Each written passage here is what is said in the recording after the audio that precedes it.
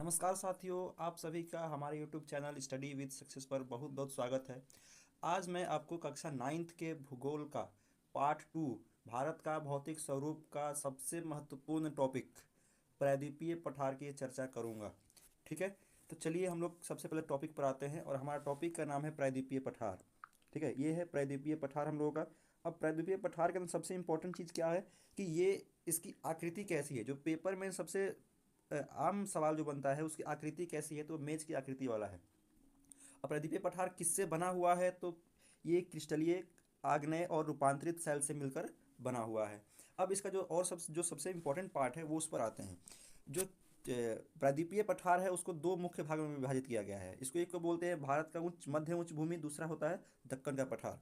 अब देखिए, सबसे पहले इस चीज़ को दोनों को समझ लेते हैं कि मैप से समझते हैं। आते हैं मैप पर। देखिए, तो हमारा मैप यहाँ पर है। अब इस मैप में देखते हैं कि जो दक्कन का पठार है और ये पूरा प्रायद्वीपीय पठार है।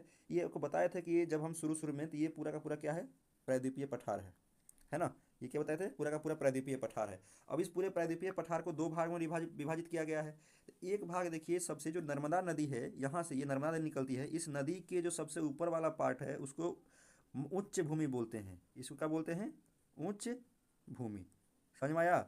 और जो इसके नीचे का पार्ट है उसको बोलते हैं दक्कन का पठार। क्या बोलते हैं, दक्कन का पठार। क्या मेरी बात समझ पा रहे हैं। चलिए, तो ये मैप में है। अब देखिए कि जो आपका मध्य उच्च भूमि है, मध्य उच्च भूमि के सबसे पश्चिमी भाग में देखेंगे तो एक अरावली पर्वत है। और सबसे पूर्वी भाग देखिए तो छोटा नागपुर पर्वत है। और इसका सबसे ज़्यादा विस्तार जो है वो मालवा के पठार में है। तो अगर हम सबसे पहले बोलें कि मध्य उच्च भूमि का जो सबसे इंपॉर्टेंट पार्ट क्या हो सकता है, तो एक अरावली पर्वत हो सकता है। एक अरावली पर्वत। ठीक है, दूसरा क्या हो जाएगा, इधर की तरफ देखोगे, छोटा नागपुर सबसे पूर्वी भाग में, छोटा नागपुर। और इसका मध्य भाग जो है वो क्या है, मालवा का पठार है। ठीक है, मालवा का पठार है। ये बात समझ में आ गया। तो उच्च मध्य भूमि का सबसे जो पश्चिमी भाग है उसको बोलते हैं अरावली पर्वत। ये अरावली पर्वत के बाद, जब अरावली पर्वत के बाद जो है ये सब मरुस्थल हो जाता है ना। ये मरुस्थली भाग हो जाता है। तो ये सबसे इंपॉर्टेंट चीज़ है।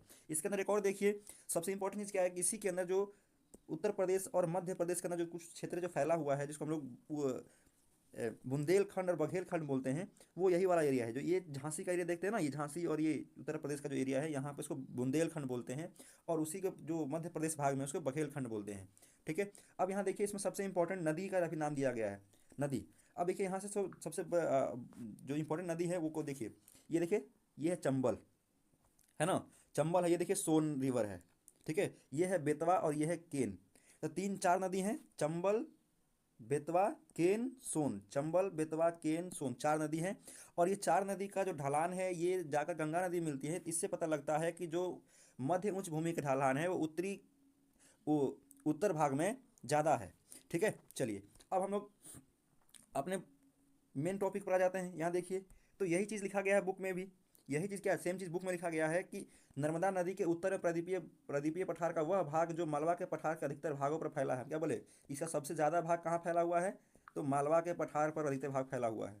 ठीक है, और नर्मदा नदी के ऊपरी उत्तर में, उत्तर का मतलब ऊपरी वाले पार्ट में। ठीक है ना। चलिए, अब जो नर्मदा नदी है उसके दूसरी तरफ उसकी बिंद श्रृंखला है। उसके दक्षिण में सतपुड़ा श्रृंखला है ना। उसके दक्षिण में क्या है, सतपुड़ा रेंजेज है। अब आगे बढ़ते हैं, इसके नदी के देख लीजिए, चंबल, सिंध, बेतवा, केन। चंबल, सिंध, बेतवा, केन। ठीक है, आगे और आ जाते हैं हम लोग। जो इसका मेन इंपॉर्टेंट चीज़ है वही बताऊंगा भाई। जो इंपॉर्टेंट चीज़ है वही पेपर में आने वाला चीज़ है। ये सब पूछा जाता है पेपर में। और इसका दूसरा पार्ट बोले बुंदेलखंड और बघेलखंड। तो आपसे सवाल पूछ सकता है कि बुंदेलखंड और बघेलखंड भारत के किस भौगोलिक स्वरूप का भाग है। सबसे सवाल क्या बन सकता है, ये दोनों बुंदेलखंड बघेलखंड भारत के किस किस स्वरूप का पार्ट है, किस स्वरूप का पार्ट है, भाग है ना, भाग है। क्या सवाल हो सकता है, बुंदेलखंड बघेलखंड भारत के किस स्वरूप का भाग है। तो क्या बोलेंगे यहाँ पे, अगर बोल देता है यहाँ पे मैदानी भाग, मैदानी, मैदान। दूसरा क्या बोल सकता है, रेगिस्तान, है ना, जिसको मरुस्थल बोलेंगे। तीसरा बोल देगा आपसे मध्य उच्च भूमि, मध्य उच्च भूमि। चौथा क्या हो सकता है, दक्कन का पठार, दक्कन का पठार। तो इसमें से चार ऑप्शन दिए गए हैं, चारों में से आपको अगर आपको पता है कि बुंदेलखंड और बघेलखंड मध्य उच्च भूमि का भाग है तो आप इस पर टिक लगा सकते हैं। अगर नहीं याद होगा तो ये चीज़ आपसे सवाल छूट जाएगा। और ऐसे ही सवाल आपके बिहार पुलिस या किसी भी वनडे एग्जाम में पूछे जाते हैं। ये ही 4 तरह का ऑप्शन मिल जाएंगे आपको, और यही जो ऑप्शन होगा उसी में से आपको एनसीईआरटी में से ही सारा चीज़ मिल जाता है। ठीक है ना। तो आपको याद रखना पड़ेगा कि बुंदेलखंड और बघेलखंड भारत के किस स्वरूप का भाग है, तो आपको मध्य उच्च भूमि, और प्रायद्वीपीय पठार के मध्य उच्च भूमि का पार्ट है। इसके अंदर और देखिए एक चीज़ और इंपॉर्टेंट चीज़ दिया गया है यहाँ पे, जो आपका छोटा नागपुर पठार है, छोटा नागपुर पठार भी मध्य उच्च भूमि का ही भाग है, लेकिन उसको दामोदर नदी के द्वारा अलग किया जाता है। अब अगला देखिए, सबसे इंपॉर्टेंट चीज़ जो दक्कन का पठार है, क्योंकि आपको बता दें थोड़ी देर पहले कि जो भारत का स्वरूप है, भारत का मैप है, वो कैसा होता है। भारत का मैप यहाँ से ले गए, इस तरीके का है भारत का मैप। और भारत का जो मैप है ये त्रिभुजाकार है ना। अगर ऐसे इसको सीधा लें तो ये क्या हो जाएगा, ये त्रिभुज आकार में, यानी प्रायद्वीपीय भाग का जो स्वरूप है कैसा बन जाएगा, त्रिभुजाकार बन जाएगा। ठीक है, त्रिभुजाकार। तो आपके बुक में भी यही चीज़ लिखा गया है भाई। आपके बुक में भी क्या लिखा गया है कि जो दक्षिण का पठार एक त्रिभुजाकार भूभाग है। अगर आपसे पूछेगा कि दक्षिण का पठार का जो आकार कैसा है, दक्षिण का पठार का आकार कैसा है, तो क्या बताएंगे, दक्षिणी पठार का जो आकार है वो कैसा है, आकार कैसा है। तो क्या करेंगे, यहाँ पे सिंपल सा उत्तर दे देंगे, त्रिभुजाकार। समझ में आया। तो आपको ये सारी चीज़ें याद रखनी पड़ेंगी। ये फैक्ट है, ये जो फैक्ट है इस फैक्ट को याद करना पड़ेगा। आगे बढ़ते हैं हम लोग, देख लीजिए। अब इसी के अंदर बोले थे कि जो उसका एक नर्मदा नदी है, ऐसे ये नर्मदा नदी है, इसके ऊपर क्या है, ये विंध्य पर्वत है, ये विंध्य पर्वत है, और इसके जस्ट नीचे क्या है, ये सतपुड़ा रेंज है। क्या है ये, सतपुड़ा श्रृंखला है, ये विंध्य श्रृंखला है, विंध्य श्रृंखला है। तो जो इस नर्मदा नदी के ऊपर का जो भाग था इसको तो मध्य उच्च भूमि बोलते थे, और जो दक्षिण का भाग क्या है इसको बोलते हैं दक्कन का पठार। क्या बोलते हैं, दक्कन का पठार। ठीक है, बात समझ में आया कि नहीं आया। तो आपके बुक में भी देखिए वही चीज़ लिखा गया है, इसमें कोई नया चीज़ नहीं है, ये जो बताए हैं वही चीज़ इस बुक में भी लिखा हुआ है, एनसीईआरटी में भी क्या लिखा गया है देखिए, कि दक्षिण में सतपुड़ा की श्रृंखला है, सतपुड़ा की श्रृंखला है ना। और इसके और भी जो पहाड़ियाँ, महादेव, कैमूर और मैकाल की पहाड़ी, पूरी विस्तार है। ठीक है, अब देखिए जो, अब जैसे भारत का मैप क्या होता है बताए हैं थोड़ी देर पहले, ये इस तरीके का है, और इधर पश्चिमी घाट है हम लोग, इधर क्या है, ये पश्चिमी विस्तार है इसका, दक्कन का पश्चिमी विस्तार है, ये पूर्वी विस्तार है। और पश्चिमी विस्तार से पूर्वी विस्तार क्या है, थोड़ा सा इसका ढलान जो है वो कम है, ढलान क्या है, कम है। क्यों, क्योंकि इधर की तरफ से नदियों ने इसको काट काट कर पर्दित कर करके इसको थोड़ा सा कम कर दिया है। ठीक है, चलिए याद रखेंगे ऐसा चीज़ कि जो भारत का पूर्वी घाट है उसके कंपेरिजन में, उसके कंपेरिजन में पश्चिमी घाट हाइट में, ढलान में ज़्यादा है। ठीक है, चलिए आगे बढ़ते हैं हम लोग, पश्चिमी घाट का विस्तार देख लेते हैं और कहाँ कहाँ तक है। तो इसके अंदर एक और चीज़ है, ये मेघालय, कार्बी एंगलोंग और उत्तर कचार की पहाड़ी भी इसी का पार्ट होती है। अभी थोड़ी देर पहले बताया कि छोटा नागपुर भी क्या है, इसी का पार्ट है, जो भ्रंश घाटी से अलग हुआ है। भ्रंश घाटी किसका निर्माण किसने किया है, तो भ्रंश घाटी का निर्माण किया है दामोदर नदी के द्वारा, दामोदर नदी के द्वारा किया गया है। ठीक है ना, दामोदर नदी के द्वारा भ्रंश घाटी का निर्माण किया गया है। बात समझ आ गया।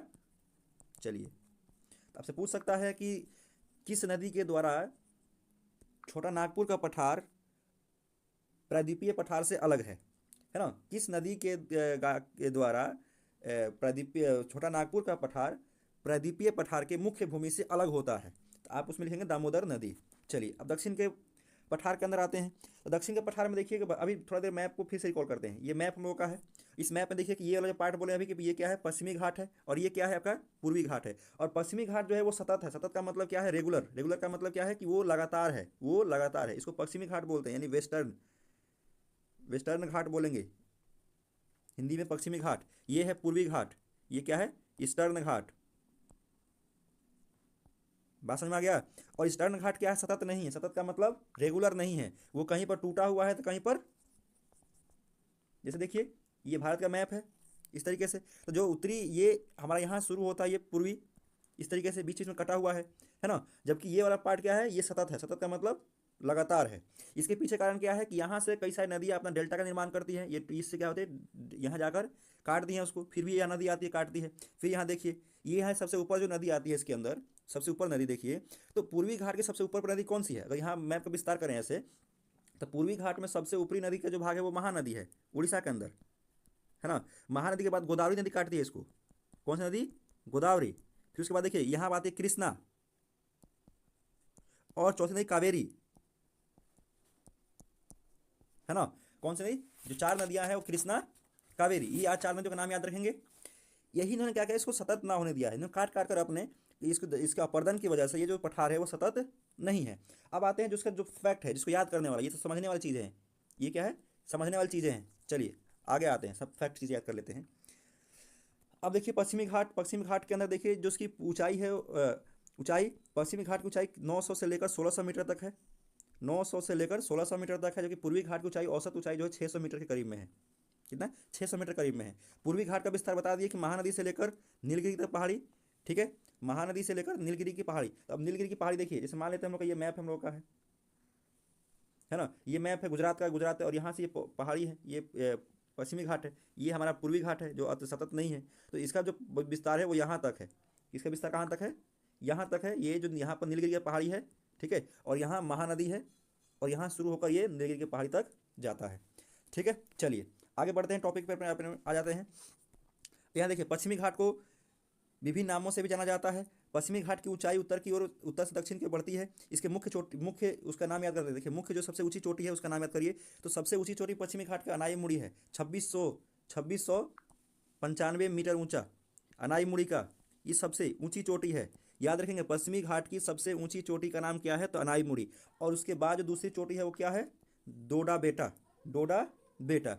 पूर्वी घाट की सबसे ऊंची चोटी का नाम क्या है, महेंद्र गिरी, क्या है, महेंद्र गिरी, ध्यान रखेंगे। और महेंद्र गिरी जो है सबसे ऊंची चोटी है। और पूर्वी घाट के सब और कुछ इंपॉर्टेंट जो पहाड़ियां हैं वो पहाड़ियों का नाम भी याद कर लीजिएगा। जैसे सवाल बनता है कि पेपर में निम्न में से कौन सी पहाड़ियां पूर्वी घाट का भाग नहीं है।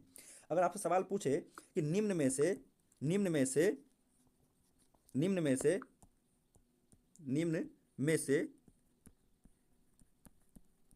कौन कौन सी पहाड़ियां पूर्वी घाट का भाग नहीं है, पूर्वी घाट का, पूर्वी घाट का भाग नहीं है। तो जब नहीं है पूछेगा तो क्या बोलेगा, मान लेते दे देगा पहला कि महेंद्र गिरी, महेंद्र गिरी। दूसरा सेवरॉय हिल्स, सेवरॉय हिल्स, है ना। तीसरा है अनाई मुड़ी, अनाई मुड़ी। और चौथा क्या दे देगा आपसे, जावेरी हिल्स। तो क्या करेंगे इसके अंदर, आप में इनमें से कौन सी नहीं है। अभी बोले कि महेंद्र की सबसे ऊंची चोटी है, तो ये उसका पार्ट होना, पार्ट होगी उसकी, है ना। सेवरॉय हिल्स, यहाँ बोले हैं कि सेवरॉय हिल्स पूर्वी घाट के पार्ट है। अनाई मुड़ी जो है वो पश्चिमी घाट की सबसे ऊंची चोटी है, तो ये इसका नहीं होगा। अब सवाल किया था कि निम्न में से कौन सी पहाड़ियां पूर्वी घाट के भाग हैं, नहीं सॉरी पूर्वी घाट के भाग नहीं है। तो नहीं है तो महेंद्रगिरी पूर्वी घाट के भाग है, सेवरॉय हिल्स पूर्वी घाट के भाग है, जावेरी हिल्स पूर्वी घाट के भाग है, लेकिन अनाई मुड़ी पश्चिमी घाट की भाग है। इसीलिए ध्यान रखेंगे। तो इस तरह का सवाल भी किसी भी एग्जाम में बन सकता है, और बनता भी है भाई। और जिस जिन जो जो बच्चे जाते हैं एग्जाम देने, तो वो देखते हैं कि ऐसे ऐसे सवाल आ जाते हैं और हम लोग कन्फ्यूजन हो जाते हैं कि ये सवाल पहाड़ियों के नाम तक याद नहीं हो रहते हैं, है ना। चलिए आगे हम लोग बढ़ते हैं। अब जो दक्कन ट्रैप है, दक्कन प्रादीपीय पठार है, वो किससे है, काली मृदा से बना हुआ है, दक्कन ट्रैप से बना हुआ है। किससे बना हुआ है, दक्कन ट्रैप से। और ये दक्कन ट्रैप किससे बना हुआ है, ज्वालामुखी के अंदर से जो मैग्मा निकालता है उसको ठंडा होने की वजह से दक्कन ट्रैप का निर्माण हुआ है, ठीक है ना। दक्कन ट्रैप का निर्माण हुआ है, और इसको बार बार बार बार काटने से, अपर्दन करने से, क्या करने से, अपर्दन करने से, नदियों के द्वारा अपर्दन करके इसको काली मिट्टी में परिवर्तित कर दिया गया है। अब यहाँ पर एक और चीज़, सबसे इंपॉर्टेंट चीज़ ध्यान रखेंगे, सबसे इंपॉर्टेंट चीज़ ध्यान रखेंगे कि यहाँ देखिए एक और चीज़ है कि एक अरावली हिल्स के बारे में बात किया गया है। इसके बारे में, अरावली हिल्स के बारे में। तो अरावली हिल्स के बारे में आप लोग सब लोग पढ़े होंगे, सबसे पुरानी पर्वत श्रृंखला है। अरावली हिल्स क्या है, सबसे पुरानी पर्वत श्रृंखला है, पर्वत श्रृंखला, है ना। ये तो पता होगा आप लोगों को ना, क्या है, सबसे पुरानी पर्वत श्रृंखला है, ठीक है। अब ये क्या है कि लगातार हवाओं की वजह से, हवाओं की वजह से, है ना, बारिश की वजह से ये क्या हो चुका है, खंडित हो चुका है, यानी अपने छोटे छोटे टुकड़ों में बढ़ चुका है। ये इसका जो अब ज़्यादा क्या है, ये अपर्दित हो चुका है ना। इसके अपर्दित का मतलब होता है कि जब हवा टकराती है तो उसके कुछ मिट्टी को अपने साथ लेकर जाती है ना। क्योंकि ये जो पहाड़ियाँ हैं, ये पहाड़ी है, ये क्या है, भारत के मरुस्थली भाग के सबसे ये जो अरावली पर्वत है, ये क्या है, अरावली पर्वत है। और इस अरावली पर्वत के पश्चिम में देखेंगे तो पूरा का पूरा क्या है, थार मरुस्थल है ना। थार मरुस्थल है, और मरुस्थल का ना लगातार हवाएं चलती रहती हैं, जिसकी वजह से ये टकराती हैं और टकराकर इसको अपर्दित लगातार करती रहती हैं, ठीक है। तो सबसे इंपॉर्टेंट चीज़ इसके अंदर क्या है, सबसे इंपॉर्टेंट जो चीज़ है वो क्या है कि इस अरावली पर्वत का विस्तार कहाँ से कहाँ तक है, यानी इसका विस्तार कहाँ से लेकर कहाँ तक है। तो अरावली पर्वत का विस्तार देखिए बुक में एकदम लिखा गया है, गुजरात से लेकर नई दिल्ली तक इसका विस्तार है। चलिए आज के वीडियो में इतना ही। कल हम लोग भारतीय मरुस्थल और उसके आगे का जो टॉपिक है वो सारा कवर कर लेंगे और ये चैप्टर हमारा खत्म हो जाएगा। ठीक है, चलिए, और ख़त्म होने के बाद कुछ आपको इंपॉर्टेंट कम से कम 20 से 25 सवाल दिया सोल्व कराएंगे इसका। ठीक है ना, चलिए, धन्यवाद आप सभी का वीडियो को देखने के लिए, बहुत बहुत धन्यवाद। अच्छा लगा हो तो लाइक सब्सक्राइब कर दीजिएगा। चलिए, धन्यवाद।